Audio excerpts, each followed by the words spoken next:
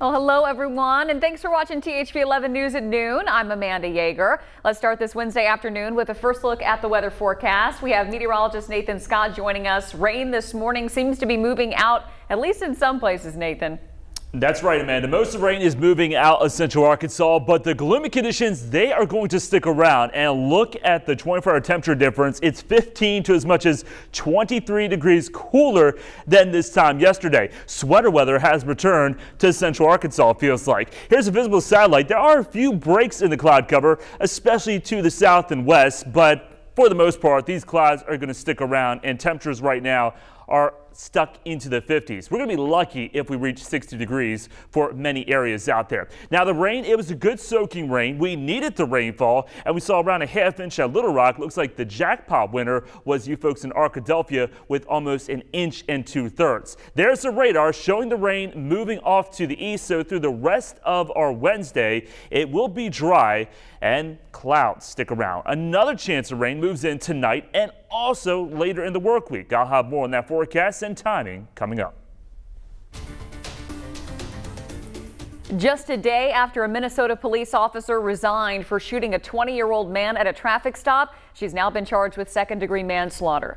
Omar Villafranca has the latest from Brooklyn Center, Minnesota. Protesters took to the streets for a third night in Brooklyn Center, Minnesota, the city where Daunte Wright was killed at a traffic stop by Officer Kim Potter. Officer Potter was a 26-year veteran of the police force. Along with Police Chief Tim Gannon, Potter offered her resignation Tuesday, saying in a letter she believes it is in the best interest of the community, the department, and my fellow officers if I resign immediately. Why was she allowed to resign, and why didn't you fire her instead? We were going through our own processes to make sure that we had all of the documentation in order to be able to do that. We don't think it's fair that she can kill him and say, I made a mistake, and then resign and keep all her benefits, all her pensions. And I never imagined this is what was going to happen. I just thought maybe he was being arrested. Kate Wright, Daunte's mother, said she was on the phone with the woman who was in the car with her son moments after the shooting. And it was on a FaceTime. And she said, she was crying and screaming, and she said that they shot him. And then she pointed the phone towards the driver's seat, and my son was laying there, unresponsive. Police say Daunte Wright had been pulled over for an expired vehicle tag. They say officers tried to arrest him when they learned of an outstanding warrant and that he resisted. Police say Officer Kim Potter, who had been training a new officer, thought she reached for her taser. But she fired a gun instead. The mayor asked the state attorney general to take over the case, but the state AG says he's confident the Washington County DA can handle the case. Omar Villafranca, CBS News, Brooklyn Center, Minnesota. The mayor was asked that since Potter resigned and wasn't fired, would she be able to keep her pension and get another job in law enforcement? The mayor and the acting police chief couldn't answer that question.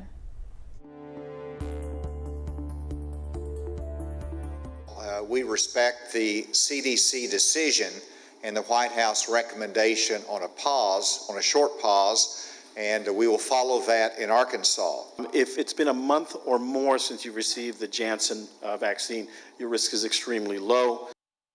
Now, there you heard it. It's Governor Hutchinson and the state's top doctor reacting to the CDC recommendation of pausing the Johnson & Johnson vaccine. Investigators are still trying to determine whether that vaccine is linked to a handful of blood clotting cases. All 50 states have agreed to follow the CDC's recommendation, but in a private call with the White House, some state leaders voiced concerns that the decision could increase vaccine hesitancy. Surgeon General Vivek Murthy defended the decision on CBS this morning. Have a chance to do the actual investigation to see if there's a real link. And the second is to have that time to communicate with healthcare professionals about what to look for, but also how to treat this condition. The CDC Advisory Committee is scheduled to vote on updated recommendations for use later this afternoon. Pfizer announced Tuesday it will be boosting production of its vaccine by 10% by the end of May to help cover the loss of the J&J doses. Officials say Johnson & Johnson accounted for only about 5% of the vaccine doses administered in the U.S. to date. Even with this vaccine distribution setback, Arkansas is still making good progress when it comes to vaccination numbers. So let's take a look at where we stand this afternoon. The state has received just over 2 million doses of the vaccine, and we've given just over 1.4 million, which is 70% of our total supply. Nearly 24% of Arkansans are now fully vaccinated, and 15% have gotten at least one dose. 61% of the state remains unvaccinated.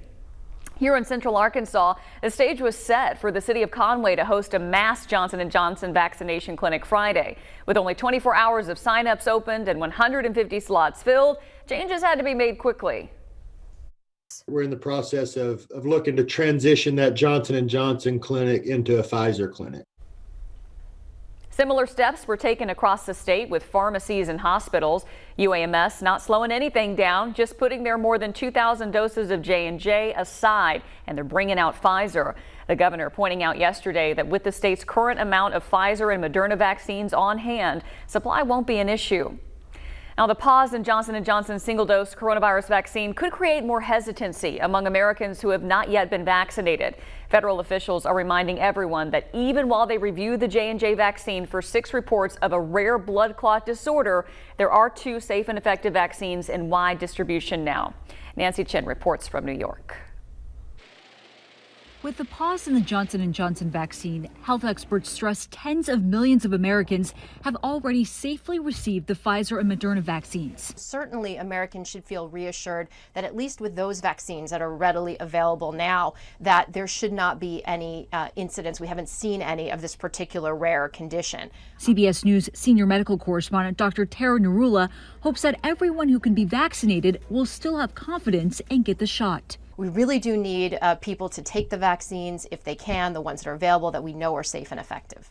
Experts stress that these types of pauses are actually normal in the rollout of a vaccine or new drug, and health officials don't want that hiccup to slow down the vaccination effort. People need to know that the system is working for them, that we're being vigilant. Dr. Ross Kettle has been studying vaccines for a quarter of a century. He's hoping people will still trust vaccinations because it's critical to end this pandemic. It's infinitely safer to be taking one of these vaccines than it is to be running the risk of coronavirus infection. The government expects this pause in the Johnson & Johnson vaccine to last just a few days to a week. Nancy Chen, CBS News, New York. A Monmouth University poll conducted before the J&J pause shows 1 in 5 American adults are still unwilling to get vaccinated. Less than a week after controversial voter bills in Georgia took over national headlines, a handful of similar bills are moving through legislation here in Arkansas. Senate Bill 486 now heading to the governor's desk after it cleared the House yesterday. The bill would prohibit people within 100 feet of a polling place while voting is taking place unless they are there for a lawful purpose. Opponents of the bill say this measure is in response to groups handing out food and water to voters outside polling places. Also heading to the governor's desk, House Bill 1715. The Republican-backed measure prohibits clerks from sending out absentee ballots unless it was requested by a voter. The bill overwhelmingly passed in the Senate yesterday.